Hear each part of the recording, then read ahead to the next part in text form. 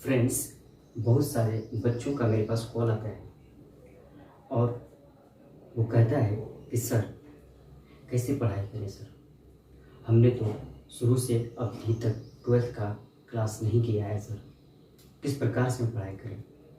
तो उन बच्चों के लिए ये सीरीज चलाया जा रहा है, इम्पोर्टेंट क्वेश्चंस चलाए जा रहे हैं आपको फिजिक्स में। तो आप इसे देखें और कंटिन्यू फॉलो करें और आप अपने दोस्तों में इस चैनल को शेयर करें। और उनके लिए हम कहना चाहते हैं कि कौन कहता है मंजिलें किस्मत तय करती है, कौन कहता है मंजिलें किस्मत तय करती है। मेरे दोस्त याद रखना, मंजिलें आपकी लगन और कड़ी मेहनत तय करती है।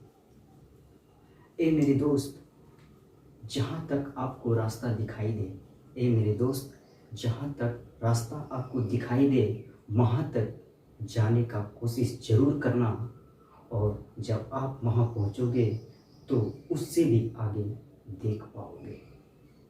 वेलकम बैक, मैं हूँ शिवम, आप देख रहे हैं एनसीसी फैन क्लब। फ्रेंड्स, आज आपका क्लास 12 फिजिक्स का मोस्ट इम्पोर्टेंट VVI क्वेश्चंस का लेक्चर नंबर 2 है।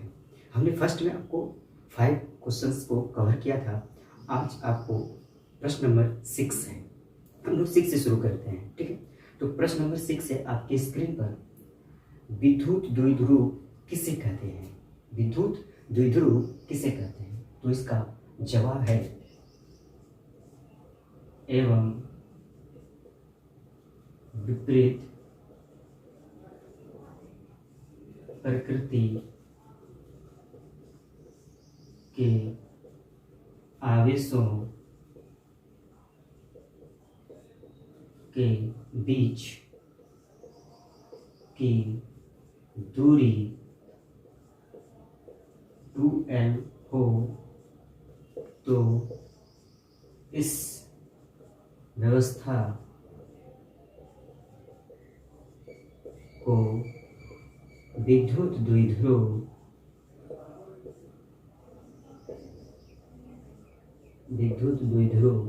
कहते हैं। ठीक है, क्या हो गया? दो समान परिमाण एवं विपरीत प्रकृति के आवेशों के बीच की दूरी 2L हो तो इस व्यवस्था को विद्युत द्विध्रुव कहते हैं। ये हो गया आपका विद्युत द्विध्रुव किसे कहते हैं का परिभाषा। अब हम बात करते हैं जो लिखा हुआ है इसका मतलब क्या हुआ। दो समान परिमाण यानी आपके पास दो आवेश है और दोनों का मान बराबर है, ठीक है। तो मान लीजिए हमारे पास दो आवेश है, एक है Q1 आवेश और एक है Q2 आवेश, ठीक है। और मान लीजिए कि इसका भी मान है Q और इसका भी मान है Q, ठीक है। तो यही हो गया दो समान परिमाण यानी दो आवेश है जिसका मान क्या है, समान है, ठीक है। तो यहाँ पर Q1 की जगह पर भी Q रहने देते हैं और Q2 की जगह पर भी Q रहने देते हैं, ठीक है। अब बोल रहा है एवं विपरीत प्रकृति। विपरीत प्रकृति का मतलब होता है एक धन आवेश है तो दूसरा ऋण आवेश है, ठीक है। तो मान लेते हैं ये है ऋण आवेश और ये है धन आवेश।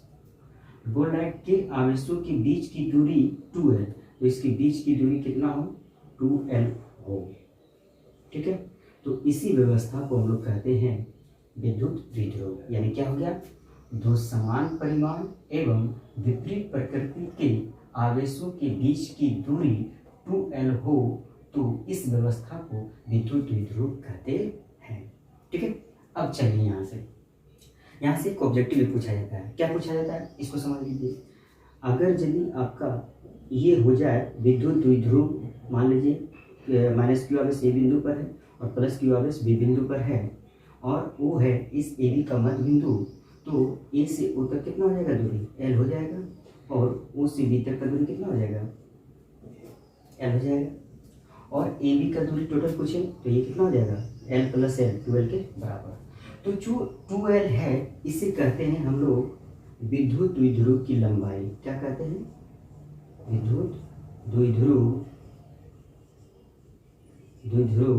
की लंबाई। तो कभी भी पूछा जाए कि विद्युत द्विध्रुव की लंबाई कितनी होती है ऑब्जेक्टिव में, तो कितना बताइएगा, 2L। कितना होता है, 2L, ठीक है। अब चलिए आगे यहाँ से एक और ऑब्जेक्टिव पूछा जाता है कि विद्युत द्विध्रुव का कुल आवेश कितना होता है। कुल आवेश कितना होता है, देखिए यहाँ माइनस क्यू और प्लस क्यू अगर दोनों को मिला दें तो ये मिलकर बन जाएगा जीरो। अगर हम मान लें एग्जाम्पल की माइनस क्यू की जगह पर है -2 और प्लस क्यू की जगह पर है +2, तो -2 + 2 मिलकर कितना हो जाएगा, जीरो हो जाएगा। तो विद्युत द्विध्रुव का कुल आवेश कितना होता है, जीरो होता है। दो पॉइंट ध्यान रखना है कि विद्युत द्विध्रुव का कुल लंबाई कितना होता है 2L और विद्युत द्विध्रुव का कुल आवेश कितना होता है, तो जीरो होता है। ठीक है, और परिभाषा पूछे आपको तो ये आप लिख देंगे। ठीक है, अगला प्रश्न है आपके स्क्रीन पर प्रश्न नंबर 7, विद्युत द्विध्रुव आघूर्ण किसे कहते हैं। विद्युत द्विध्रुव आघूर्ण किसे कहते हैं। ठीक है, तो चलिए इसको समझते हैं हम लोग। तो अभी आपने क्या पढ़ा है, विद्युत द्विध्रुव पढ़ा है। तो विद्युत द्विध्रुव में से ही विद्युत द्विध्रुव आघूर्ण का भी परिभाषा आता है। क्या आता है, तो देखिए यहाँ से हमने पढ़ा है विद्युत द्विध्रुव में अभी कि एक माइनस आवेश है और एक प्लस आवेश है और इसके बीच का दूरी यदि 2L है तो इसी को हम लोग कहते हैं विद्युत द्विध्रुव।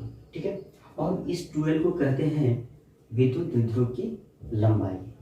तो देखिए विद्युत द्विध्रुव आघूर्ण को P से सूचित किया जाता है। किससे सूचित किया जाता है, P से। P बोले तो क्या हो गया, विद्युत द्विध्रुव आघूर्ण। विद्युत द्विध्रुव आघूर्ण, ठीक है, विद्युत द्विध्रुव आघूर्ण। और इसको किससे सूचित करते हैं, P से।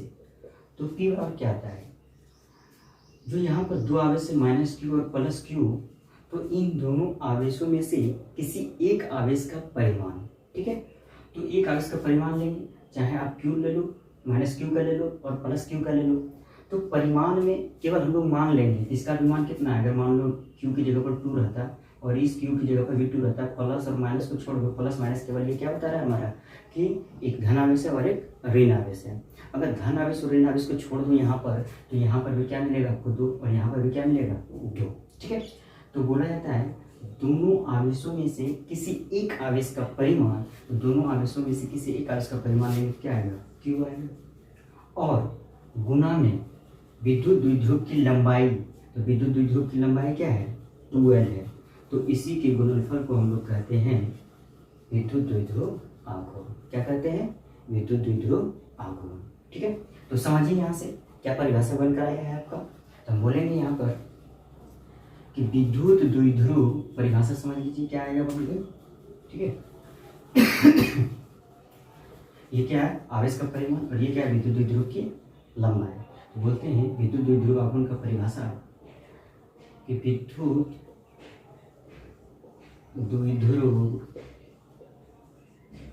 द्विध्रुव के दोनों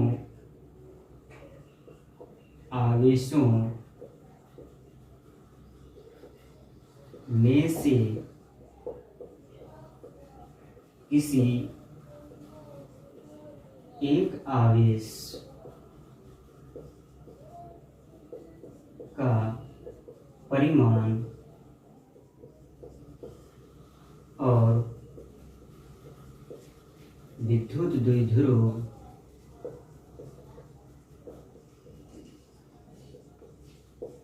के लंबाई के गुणनफल को विद्युत द्विध्रुव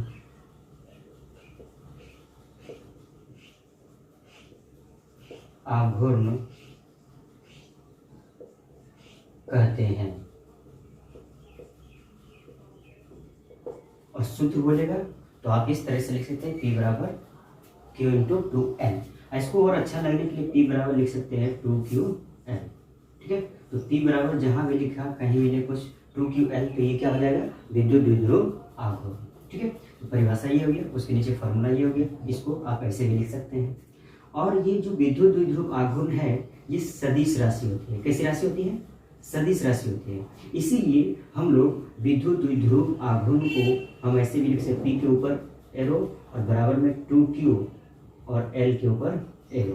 तो ये हो गया विद्युत द्विध्रुव आघूर्ण का सदिश रूप और ये हो गया विद्युत द्विध्रुव आघूर्ण का अदिश रूप। तो परिभाषा है तो इतना लिख दीजिएगा, उसके बाद नीचे लिख दीजिएगा विद्युत द्विध्रुव का ये सूत्र और लिख दीजिएगा, यह सदिश राशि होती है। उसके बाद लिखिएगा विद्युत द्विध्रुव का सदिश रूप और बराबर में लिख दीजिएगा P बराबर 2QL। फिर नीचे लिख दीजिएगा स्टार पॉइंट बना करके विद्युत द्विध्रुव का सदिश रूप और लिख दीजिएगा P बराबर 2QL, P के ऊपर एरो और L के ऊपर एरो। ठीक है, अब आइए यहाँ बात करते हैं कि इसका मात्रक क्या होगा। इसका मात्रक क्या होगा, देखिए आपको केवल परिभाषा आया है, मैं आपको इस चैप्टर को पूरा कंप्लीट करवा दे रहा हूँ इस इंपॉर्टेंट क्वेश्चन के माध्यम से। आपको तो केवल इतना लिख देंगे तो आपको मिल जाएगा मार्क्स वगैरह। ठीक है, लेकिन ऑब्जेक्टिव के पॉइंट ऑफ व्यू से आपको सदिश रूप, अदिश रूप, क्या फॉर्मूला होता है, ये सब चीज़ें आज याद रखना है। इसका मात्रक क्या होता है, तो देखिए मात्रक निकालने के लिए हम लोग क्या करेंगे, आप लोग इसका स्क्रीनशॉट ले लीजिएगा। ठीक है, चलिए लीजिए 1 2 3। ओके, अब हम लोग आगे बढ़ते हैं। इसका एसआई मात्रक को निकालने के लिए हमको क्या करना पड़ेगा, फॉर्मूला क्या है, P बराबर है 2QL। P बराबर क्या है 2QL। ठीक है, अब समझिए यहाँ से P बराबर 2QL है तो 2 है संख्या, कोई भी संख्या या नियतांक हो तो उसका कोई मात्रक नहीं होता है, तो खत्म 2 है तो इसका खत्म हो गया, कोई मात्रक नहीं। Q है हमारा आवेश, आवेश का मात्रक होता है कूलाम, और L है हमारा लंबाई, लंबाई का मात्रक होता है मीटर। तो कूलाम मीटर, कूलाम गुना मीटर, तो हम बोलेंगे कूलाम मीटर जो है वो विद्युत द्विध्रुव आघूर्ण का एसआई मात्रक होता है। तो आप 2 नंबर का प्रश्न जब आएगा तो परिभाषा लिखने के बाद फॉर्मूला लिख सकते हैं, फॉर्मूला लिखने के बाद सदिश अदिश रूप लिख सकते हैं, उसका मात्रक भी लिख सकते हैं कि विद्युत द्विध्रुव आघूर्ण का मात्रक कूलाम मीटर होता है। और नहीं भी लिखने में कोई दिक्कत नहीं है, लेकिन ऑब्जेक्टिव में ये पूछा हुआ प्रश्न, ऑब्जेक्टिव पूछा जाता है आपको। ठीक है, अब आगे बढ़िए, हम बात करते हैं इसका बीमा क्या हो सकता है। बीमा में पूछा है तो ऑब्जेक्टिव में कि विद्युत द्विध्रुव आघूर्ण का बीमा क्या होता है, तो बीमा निकालने के लिए हम लोग यहीं से देख लेंगे। देखिए यहाँ मात्रक में क्या है कूलाम मीटर, तो कूलाम क्या है आवेश का मात्रक है, तो आवेश का बीमा होता है AT। ठीक है, क्या होता है AT, और L यहाँ पर क्या है लंबाई है, तो लंबाई का बीमा होता है L। तो इसको क्या याद रखेंगे ATL, ATL, ATL किसका बीमा हो गया, तो विद्युत द्विध्रुव आघूर्ण का बीमा हो गया। अब चलिए हम बात करते हैं, अगर ATL याद नहीं रहता है तो जब आप पढ़ाई करते हो, कोचिंग वगैरह करते हो, क्लास करते हो और रेगुलर आप अपने रूम पर नहीं पढ़ते हो तो अधिक टेंशन हो जाता है आपको, और बोलते हो कि यार कैसे करेंगे, बहुत चीज़ मेरा छूट गया है। तो उसका मतलब क्या हो गया, हम बोल रहे हैं अधिक टेंशन मत लो, अधिक टेंशन मत लो। ठीक है, ATL, अधिक टेंशन मत लो, ATL। ठीक है, तो ये ध्यान रखना है, ATL किसका बीमा हो गया, तो विद्युत द्विध्रुव आघूर्ण का बीमा हो गया। ठीक है, अगला प्रश्न है स्क्रीन पर, रेखीय आवेश घनत्व किसे कहते हैं। तो रेखीय आवेश घनत्व मतलब होता है, मान लीजिए ये कोई आपके पास तार है या तो कोई चालक है जो कि L लंबाई का है, क्या है L लंबाई का है, और इस प्रकार से इस पर एक समान रूप से आवेश व्यवस्थित है। ठीक है, जो आवेश व्यवस्थित है उस आवेश का कुल मान कितना है Q है। ठीक है, तो आवेश और ये जितना लंबाई है, ठीक है, इस लंबाई पर जितना आवेश व्यवस्थित है, इस लंबाई पर जितना आवेश व्यवस्थित है उसी को हम लोग कहते हैं रेखीय आवेश घनत्व। तो क्या हो गया परिभाषा, आवेश और लंबाई के अनुपात को रेखीय आवेश घनत्व कहते हैं, रेखीय आवेश घनत्व। क्या हो गया परिभाषा, आवेश और लंबाई के अनुपात को रेखीय आवेश घनत्व कहते हैं। ठीक है, अब बात करते हैं कि रेखीय आवेश घनत्व को किससे सूचित किया जाता है, इसका संकेत क्या होता है। तो रेखीय आवेश घनत्व को लैम्डा से सूचित किया जाता है, किससे सूचित किया जाता है, लैम्डा से। तो लैम्डा बराबर आप लिख सकते हो संकेत के रूप में, रेखीय आवेश घनत्व आवेश बटा लंबाई, तो लैम्डा बराबर लिख सकते हैं, आवेश का सिंबल होता है Q और लंबाई का सिंबल यहाँ पर क्या है L, तो Q बटा L हो गया लैम्डा, और लैम्डा होता है रेखीय आवेश घनत्व, तो रेखीय आवेश घनत्व बराबर हो गया Q बटा L यानी आवेश बटा लंबाई। ठीक है, परिभाषा क्या लिखेंगे, आवेश और लंबाई के अनुपात को रेखीय आवेश घनत्व कहते हैं, इसे लैम्डा से सूचित किया जाता है, और लैम्डा बराबर लिख देंगे Q बटा L। ठीक है, इतना आपका आंसर कंप्लीट हो गया। लेकिन ऑब्जेक्टिव के पॉइंट ऑफ व्यू से अगर देखा जाए यहाँ पर तो क्या होगा, तो ऑब्जेक्टिव के पॉइंट ऑफ व्यू से आपके लिए ये होगा कि देखिए यहाँ पर क्या है, आवेश बटा लंबाई को हम लोग क्या बोल रहे हैं, रेखीय आवेश घनत्व। तो आवेश का मात्रक होता है कूलाम और लंबाई का मात्रक होता है मीटर, और इसको हम अगर मीटर को ऊपर लेके जाएं और नीचे में m के पावर कुछ नहीं है, मीटर का पावर कुछ नहीं, एक है, और ये एक ऊपर जाएगा तो जाएगा कूलाम पर मीटर।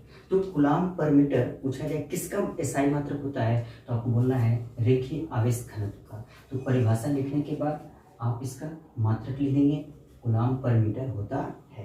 क्या परिभाषा लिखेंगे, आवेश और लंबाई के अनुपात को रेखीय आवेश घनत्व कहते हैं, और सूत्र लिख देना है। उसके बाद लिख देना है इसे लैम्डा से सूचित किया जाता है और इसका मात्रक कूलाम पर मीटर होता है। अब बात करते हैं इसका बीमा क्या होगा। तो फॉर्मूला में क्या है हमारे पास, आवेश बटा लंबाई। आवेश का बीमा होता है AT, ठीक है, और बटे में क्या है यहाँ पर L है लंबाई, लंबाई का बीमा होता है L, तो हो जाएगा ATL इनवर्स। यहाँ L की पावर कुछ नहीं, 1 है, ये 1 ऊपर जाएगा तो माइनस में बन जाएगा, तो हो गया हमें रेखीय आवेश घनत्व का बीमा ATL इनवर्स, ATL इनवर्स। तो लिखेंगे परिभाषा में क्या, परिभाषा लिखने के बाद आप लिखेंगे इसको किससे सूचित किया जाता है, उसके बाद फॉर्मूला लिखेंगे, फॉर्मूला के बाद मात्रक लिखेंगे, मात्रक के बाद आप इसका बीमा लिखेंगे, कंप्लीट हो जाएगा ये आंसर। तो क्या क्या लिखेंगे, आवेश और लंबाई के अनुपात को रेखीय आवेश घनत्व कहते हैं, इसे लैम्डा से सूचित किया जाता है, और इसका सूत्र ये होता है लैम्डा बराबर Q बटे L, और लिखेंगे रेखीय आवेश घनत्व का एसआई मात्रक कूलाम पर मीटर होता है, और रेखीय आवेश घनत्व का बीमा ATL इनवर्स होता। नेक्स्ट प्रश्न है आपका पृष्ठ 9 नंबर, पृष्ठ आवेश घनत्व किसे कहते हैं, पृष्ठ आवेश घनत्व किसे कहते हैं। तो मान लीजिए आपके पास ये कोई एक पृष्ठ है और इस पर इस प्रकार से एक समान रूप से आवेश व्यवस्थित है, और इस पर जो आवेश व्यवस्थित है वो Q है, और इसका इस पृष्ठ का क्षेत्रफल A है। क्या है, A है, ठीक है। तो किसी पृष्ठ पर जितना आवेश व्यवस्थित रहता है हम बोलते हैं उस पृष्ठ का पृष्ठीय आवेश घनत्व, ठीक है। तो परिभाषा क्या होगा, पृष्ठ आवेश या पृष्ठीय आवेश घनत्व, क्या बोल रहे हैं, किसी पृष्ठ के क्षेत्रफल पर या किसी पृष्ठ पर जितना आवेश व्यवस्थित रहता है उसी को उस पृष्ठ का पृष्ठीय आवेश घनत्व कहते हैं, ठीक है। यहाँ से फॉर्मूला क्या हो गया, आवेश बटे में क्षेत्रफल। क्या बोला जाता है, किसी पृष्ठ के क्षेत्रफल पर जितना आवेश, तो क्षेत्रफल पर जितना आवेश व्यवस्थित होगा उसी को बोलेंगे पृष्ठीय आवेश घनत्व। तो हो गया, इसको अच्छे रूप से बोला जाए, सिंपल वे में बोला जाए तो बोलेंगे आवेश और क्षेत्रफल के अनुपात को पृष्ठीय आवेश घनत्व कहते हैं। आवेश और क्षेत्रफल के अनुपात को पृष्ठीय आवेश घनत्व कहते हैं। बात आता है इसमें किससे सूचित किया जाता है, तो बोलेंगे पृष्ठीय आवेश घनत्व को सिग्मा से सूचित किया जाता है। पृष्ठीय आवेश घनत्व को सिग्मा से सूचित किया जाता है। तो सिग्मा बराबर हम क्या लिख सकते हैं, आवेश को Q से और क्षेत्रफल को A से, तो सिग्मा बराबर क्या हो गया, Q और बटा में A, ठीक है। अब चलिए हम लोग आगे बढ़ते हैं। फिर बात आता है कि इसका एसआई मात्रक क्या होगा। देखिए सिग्मा बराबर क्या है, Q बटा A, Q है हमारा आवेश, तो आवेश का मतलब हो गया कूलाम, अब बटे में A मतलब हो गया क्षेत्रफल, तो क्षेत्रफल का एसआई मात्रक होता है मीटर स्क्वायर, और ये फिर ऊपर जाएगा हो जाएगा कूलाम पर मीटर स्क्वायर, कूलाम पर मीटर स्क्वायर। तो हम क्या बोलेंगे, पृष्ठीय आवेश घनत्व का एसआई मात्रक कूलाम पर मीटर स्क्वायर होता है। उसके बाद बात आता है बीमा। तो बीमा कैसे लिखेंगे, तो फिर वही सिग्मा बराबर क्या है, Q बटा A, तो Q है आवेश, आवेश का बीमा होता है AT, और नीचे है A है क्षेत्रफल, क्षेत्रफल का बीमा होता है L स्क्वायर। क्या होता है, L स्क्वायर। तो ये ऊपर जाएगा L स्क्वायर तो माइनस में बन जाएगा, क्योंकि नीचे में प्लस में है 2, ऊपर जाएगा माइनस में बन जाएगा, तो हो जाएगा ATL माइनस 2। क्या हो जाएगा, ATL माइनस 2, या तो इसको बोल सकते हैं ATL इनवर्स 2, ATL इनवर्स 2, ठीक है। ये हो गया आपका पृष्ठीय आवेश घनत्व का बीमा। तो परिभाषा क्या देंगे, आवेश और क्षेत्रफल के अनुपात को पृष्ठीय आवेश घनत्व कहते हैं। इसे सिग्मा से सूचित किया जाता है और इसका सूत्र ये होता है, यानी सिग्मा बराबर क्यू बटा ए होता है। इसका एसआई मात्रक कूलाम पर मीटर स्क्वायर होता है और पृष्ठीय आवेश घनत्व का विमा AT_L−2 होता है। बस इतना ले लेंगे, आपको 2:2 मार्क्स मिल जाएगा। ठीक है, अगला प्रश्न है आपके लिए प्रश्न नंबर 10 आपके स्क्रीन पर। आयतन आवेश घनत्व किसे कहते हैं? आयतन आवेश घनत्व किसे कहते हैं? तो मान लीजिए आपके पास कोई ठोस गोला है या फिर मान लीजिए आपके पास कोई घन आकार का वस्तु है, कोई घन आकार का वस्तु है, या तो कोई गोला है या तो कोई आपका घनाभ आकार का कोई वस्तु है, ठीक है, जिसमें कि आयतन हो, वैसा कोई आकृति है आपके पास। मान लीजिए इसके पूरे आयतन में plus Q plus Q plus Q plus Q इस प्रकार से इसके पूरे आयतन में व्यवस्थित है और इस पूरे आवेश का मान है क्यू और इसका आयतन है भी। ठीक है, तो बोलते हैं किसी भी आयतन में जितना आवेश वितरित रहता है एक समान रूप से, तो उसे ही हम लोग आयतन आवेश घनत्व कहते हैं। किसी भी आयतन में एक समान रूप से जितना आवेश व्यवस्थित रहता है या वितरित रहता है, उसे ही उस आयतन का आयतन आवेश घनत्व कहते हैं। ठीक है, और सिंपल वे में इसका परिभाषा देखें तो क्या बोल रहा है, आयतन में जितना आवेश, मतलब आवेश और बटा में आयतन, ठीक है, के अनुपात को, आवेश और आयतन के अनुपात को आयतन आवेश घनत्व, आयतन आवेश घनत्व आयतन आवेश घनत्व कहते हैं। क्या बोलेंगे, आयतन आवेश घनत्व में आवेश और आयतन के अनुपात को आयतन आवेश घनत्व कहते हैं। इसे रो से सूचित किया जाता है, इसे रो से सूचित किया जाता है। इसीलिए रो बराबर हो जाएगा आवेश बटा आयतन, मतलब क्यू, और बटे में आयतन, तो आयतन को हम लोग भी से सूचित करते हैं क्योंकि आयतन का इंडेक्स क्या होता है, वॉल्यूम। तो रो बराबर हो गया क्यू बटा भी, और रो क्या होता है, आयतन आवेश घनत्व।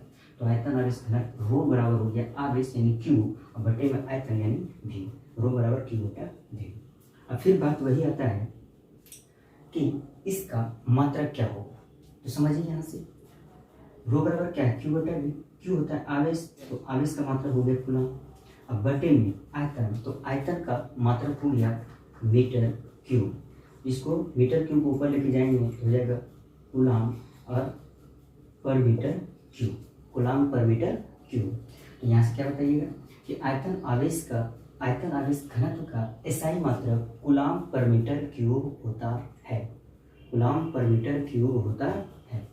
और इसकी विमा की बात करें तो फॉर्मूला क्या है, रो बराबर यानी आयतन आवेश घनत्व बराबर क्यू बटा भी। तो क्यू है हमारा आवेश, आवेश का विमा होता है AT और आयतन, आयतन का विमा होता है LQ। ठीक है, तो हो जाएगा AT_L−Q, क्या हो जाएगा, L−Q। ठीक है, यानी AT और L की पावर -3, AT L की पावर -3। तो यही हो गया हमारा आयतन आवेश घनत्व का विमा। क्या हो गया, आयतन आवेश घनत्व का विमा।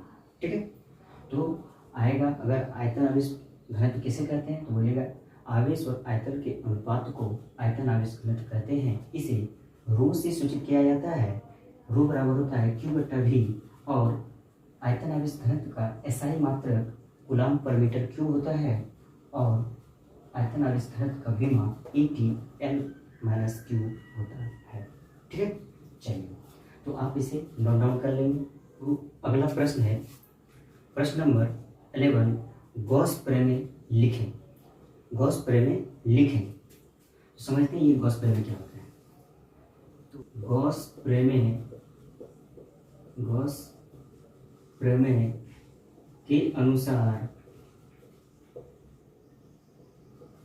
गॉस प्रमेय लिखे का आंसर हो गया, गॉस प्रमेय के अनुसार निर्वात में निर्वात में किसी बंद पृष्ठ से कुल विद्युत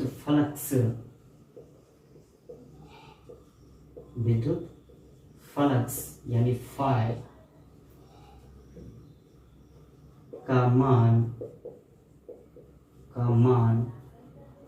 बंद पृष्ठ द्वारा घिरे कुल आवेश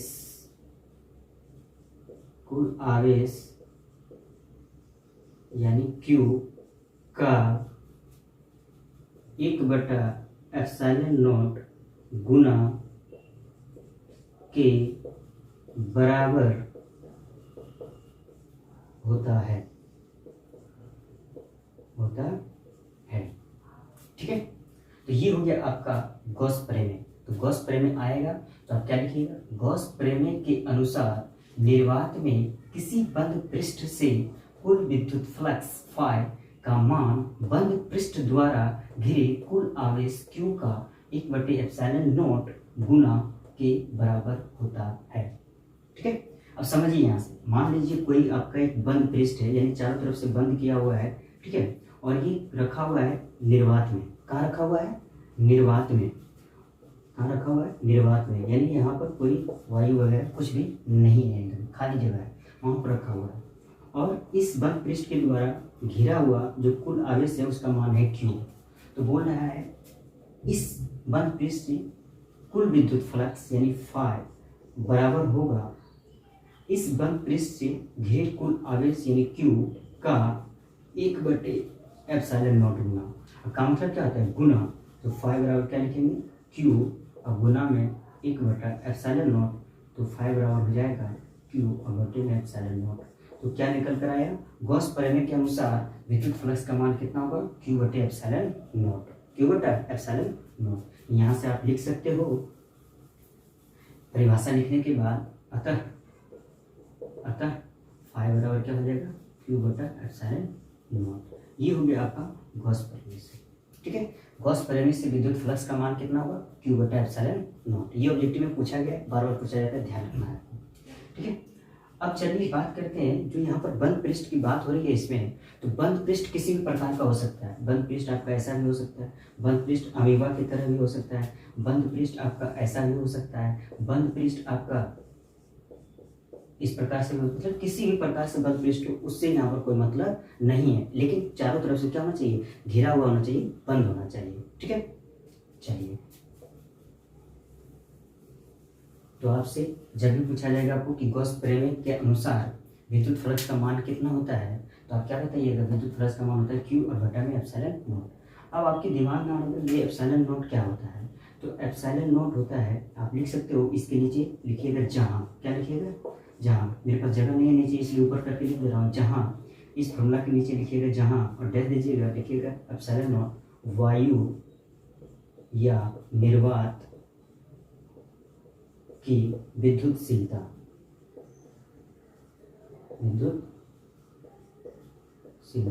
ठीक है, ε0 क्या है? वायु अथवा निर्वात की विद्युतशीलता। और ε0 का मान होता है 8.854 इंटू 10⁻⁻12 कूलम स्क्वायर बटे न्यूटन मीटर स्क्वायर। ठीक है, तो आप इस परिभाषा को लिखेंगे, उसके नीचे इस फॉर्मूला को लिखेंगे, फॉर्मूला के नीचे जहाँ लिख दीजिएगा, जहाँ नीचे ε0 क्या होता है और ε0 का मान कितना होता है, इसको लिख दीजिएगा। पूरा आपको गॉस प्रमेय में जितना भी नंबर का पूछेगा आपको मिल जाएगा। वैसे 2 नंबर का पूछेगा ये, तो 2 में 2 आपको मिल जाएगा। ठीक है, अब चलिए हम लोग आगे बढ़ते हैं। नेक्स्ट प्रश्न है आपके लिए प्रश्न नंबर 12, माध्यम का प्रवैद्युतांक का परिभाषा लिखें। माध्यम का प्रवैद्युतांक का परिभाषा लिखें। तो चलिए आइए देखते हैं इसका परिभाषा क्या होता है। सबसे पहली बात समझिए माध्यम का प्रवैद्युतांक का परिभाषा लिखने से कि माध्यम का प्रवैद्युतांक को K से सूचित किया जाता है। किससे सूचित किया जाता है? K से। ठीक है, तो K बराबर होता है माध्यम का विद्युतशीलता बटे में वायु या निर्वात का विद्युतशीलता, निर्वात का विद्युतशीलता।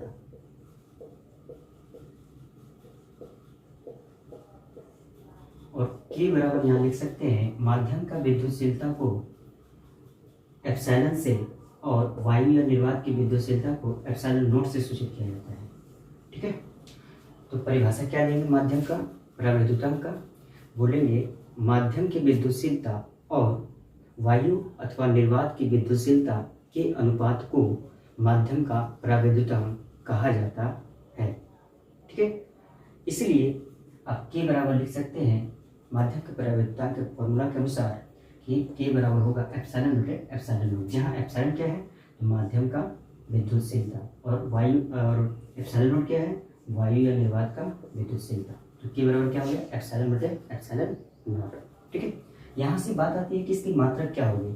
तो देखो ऊपर में भी एप्सिलॉन नीचे में भी एप्सिलॉन ही है, चाहे एप्सिलॉन नॉट को एप्सिलॉन नॉट से कोई मतलब नहीं है, दोनों का मात्रा समान ही आएगा। और कितना मात्रा आएगा इसकी आपको पहले वाले क्वेश्चन में आपको एप्सिलॉन नॉट का मान निकालना था, तो वहाँ पर आप जाकर देखिएगा गौर से, इसका मात्रा लिखा हुआ था कूलम स्क्वायर बटे न्यूटन मीटर स्क्वायर। तो इसके लिए ये मात्रा का गया, इसके लिए भी यही मात्रा का आएगा कूलम स्क्वायर बटे न्यूटन मीटर स्क्वायर। तो इससे ये कट जाएगा, इससे ये कट जाएगा, यानी कि यहाँ पर कोई मात्रा नहीं बचेगा। तो माध्यम का परावैद्युतांक जो है वो कैसी राशि होती है तो मात्रकहीन राशि होती है। और जब कोई राशि मात्रकहीन होती है वो विमाहीन भी होती है, यानी कि माध्यम का परावैद्युतांक आपका मात्रकहीन और विमाहीन राशि होती है। ठीक है, हो गया आपका। अब चलिए नेक्स्ट है आपके लिए कि कुछ यहाँ पर ऑब्जेक्टिव भी पूछे जाते हैं। तो ऑब्जेक्टिव के लिए पहला आपको इसका फॉर्मूला याद रखना है के बराबर एप्सिलॉन बटे एप्सिलॉन नॉट। उसके बाद आपको ध्यान देना है यहाँ पर कि वायु अथवा निर्वात के लिए माध्यम का परावैद्युतांक यानी के का मान होता है वायु या निर्वात के लिए, वायु या निर्वात के लिए के का मान होता है 1। ये ध्यान रखना, ऑब्जेक्टिव पूछा जाता है आपसे। ठीक है, इसके अलावा धातु के लिए पूछा जाता है कि माध्यम का परावैद्युतांक कितना होता है। तो धातु के लिए होता है इन्फिनिटी, अनंत होता है। क्या होता है? अनंत होता है। ठीक है, इसके अलावा आपसे पूछा जाता है कि पानी के लिए माध्यम का परावैद्युतांक कितना होगा। तो पानी के लिए माध्यम का परावैद्युतांक 80 होता है। कितना होता है? 80। इसके अलावा हम बात करें आपका मोम के लिए, तो मोम के लिए आपका माध्यम का परावैद्युतांक होता है 2। और बात करें कांच के लिए, किसके लिए बात करें? कांच के लिए, तो माध्यम का परावैद्युतांक यानी के का मान होता है 3 से 4। कितना होता है? 3 से 4। ठीक है, और इसके अलावा हम बात करें हाइड्रोजन गैस का, किसके बात करें? हाइड्रोजन गैस का। ठीक है, तो हाइड्रोजन गैस का माध्यम का परावैद्युतांक का मान होता है 1.0003। केवल यहाँ पर आपको परिभाषा पूछा गया है तो आप परिभाषा लिख देंगे और परिभाषा के नीचे इस फॉर्मूला को लिख देंगे, आपको कम हो जाएगा। लेकिन आपको चूंकि मैं कंप्लीट कराना चाहता हूँ, न केवल आपको 2 मार्क्स बल्कि आप इस वीडियो को देखकर ऑब्जेक्टिव भी क्लियर करें, तो ऑब्जेक्टिव पॉइंट ऑफ व्यू से आपको ये सारे पॉइंट आपको ध्यान में रखने हैं। ठीक है, नेक्स्ट प्रश्न है आपके लिए प्रश्न नंबर 13 स्क्रीन पर। सापेक्ष विद्युतशीलता किसे कहते हैं? सापेक्ष विद्युतशीलता किसे कहते हैं? ठीक है, तो इसका भी परिभाषा आपका सेम होता है। जिस तरह से माध्यम का परावैद्युतांक होता है उसी तरीके से सापेक्ष विद्युतशीलता का भी परिभाषा चलता है। बशर्ते सापेक्ष विद्युतशीलता को एप्सिलॉन आर से सूचित किया जाता है। किससे सूचित किया जाता है? एप्सिलॉन आर से। तो सापेक्ष विद्युतशीलता का परिभाषा देंगे आप लोग कि माध्यम का विद्युतशीलता और वायु अथवा निर्वात की विद्युतशीलता के अनुपात को सापेक्ष विद्युतशीलता कहते हैं। यहाँ से इसका भी क्या हो गया परिभाषा? माध्यम का विद्युतशीलता,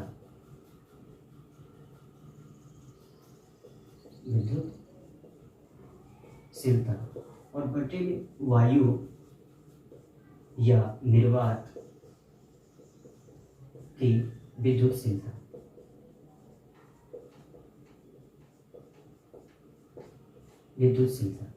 ठीक है, तो माध्यम का विद्युतशीलता को हम लोग एप्सिलॉन से सूचित करते हैं और वायु या निर्वात की विद्युतशीलता को एप्सिलॉन नॉट से। तो एप्सिलॉन आर बराबर यहाँ से क्या हो जाएगा, एप्सिलॉन बटे एप्सिलॉन नॉट।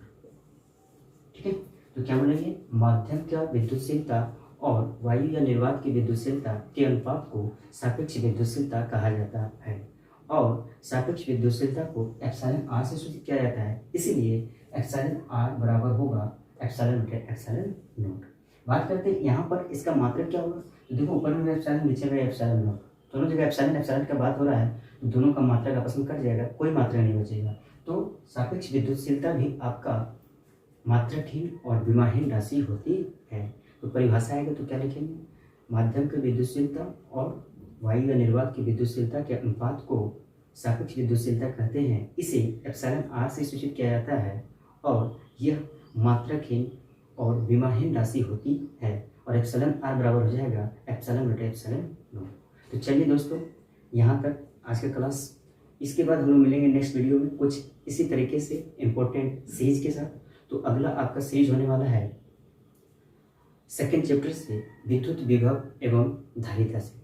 ठीक है, यदि मेरे द्वारा बताया गया यह सीरीज आपको अच्छा लगा हो तो वीडियो को लाइक करें, शेयर करें और नए हैं तो चैनल को सब्सक्राइब करें। हम लोग मिलेंगे नेक्स्ट वीडियो में, तब तक के लिए आप स्वच्छ रहें, सुरक्षित रहें और अपने घर परिवार का ध्यान रखें। धन्यवाद।